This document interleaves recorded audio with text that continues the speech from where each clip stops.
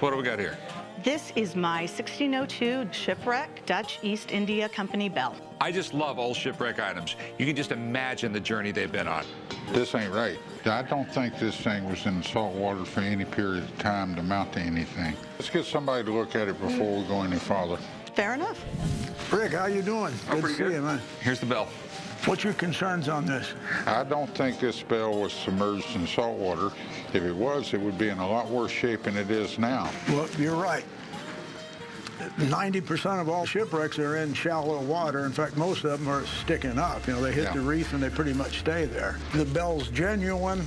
I think this could be put into one of the treasure auction catalogs, and they'd probably go somewhere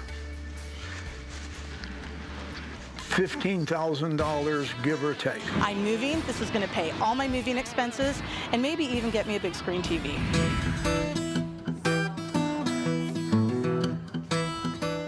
How you doing? So what do you got?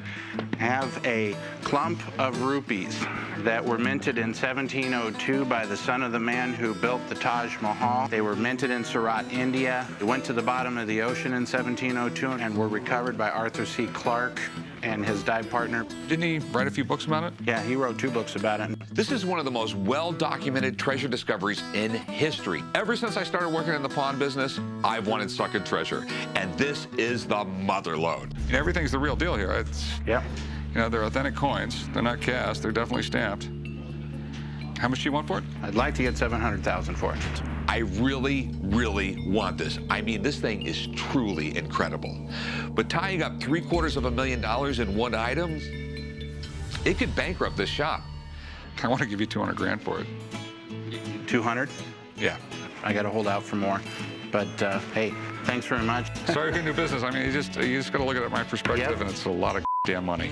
That it is. I'm a little bit relieved, because if I had to tell the old man I shelled out $250,000, he would have kicked my ass. What do we got here? I got a gold bar I want you to look at. What do you think, Pops? It's gold.